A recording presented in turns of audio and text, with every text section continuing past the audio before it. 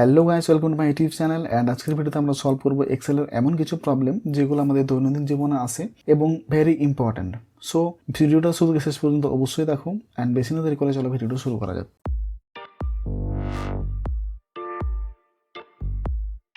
তোমরা চলে এসেছি এক্সেল শিটে, অ্যান্ড এখানে যে হলুদ রঙে হাইলাইট করা আছে এগুলো হচ্ছে আমাদের প্রবলেম অ্যান্ড এই হ্যাশটা, ঠিক আছে।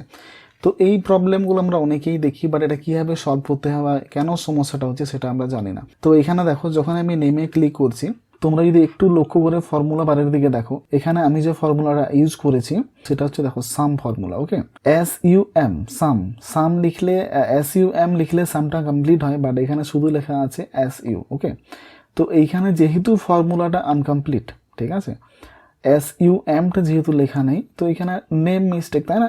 SUM একটা নেম, ফর্মুলা নেম। ওকে, তো এইখানে যেহেতু আমার এমটা নেই, সেই জন্য এখানে লিখে দেখাচ্ছে যে নেম মিস্টেক। ওকে, অ্যান্ড যখনই আমরা এইখানে এম অ্যাড করবো, ধর আমি এখানে অ্যাড করছি এম, এটা আমার কমপ্লিট হলো অ্যান্ড এন্টার, তখনই দেখো আমার এখানে 45 আসছে। কেন 45? কারণ এখানে আমি সাম ফর্মুলা ইউজ করেছি, অ্যান্ড 3 15 45। ওকে, এর নেক্সট হচ্ছে ভ্যালু প্রবলেম। তোমাদের সামনে যখনই যে কোনো প্রবলেমই আসবে, সেখানে প্রথমত ক্লিক করবে অ্যান্ড ফর্মুলা বারে লক্ষ্য করলে দেখতে পাবে যে সেখানে কি প্রবলেম আছে, ঠিক আছে। মানে এটা হচ্ছে তোমার যখন আমরা কোনো ফর্মুলা ইউজ করব। ওকে, তো এখানে দেখো F5 অ্যান্ড F7, F5:F7, মানে এখানেও আমি সাম ফর্মুলা ইউজ করছিলাম।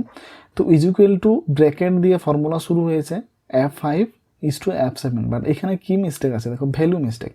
অর্থাৎ SUM যে সামটা আমি ইউজ করব, আমি কি করতে চাইছি সেই ভ্যালুটা এখানে অ্যাড নেই, ঠিক আছে। তার জন্য আমাকে এখানে দেখাচ্ছে ভ্যালু প্রবলেম। অ্যান্ড যখন আমি সমান চিহ্নর পরে, যেটা সূত্রে হয়, যখনই সমান চিহ্নর পরে আমি এখানে সাম লিখব অ্যান্ড দেন আমি এন্টার করব, দেখো প্রবলেম সলভ। না তো এখানে কোনো ভ্যালু প্রবলেম আসছে, না তো অন্য কিছু। সো এখানে একদম পরিষ্কারভাবে আমাদের এই যে 3 25 যে হয়, সেটা আমাদের এখানে চলে আসছে।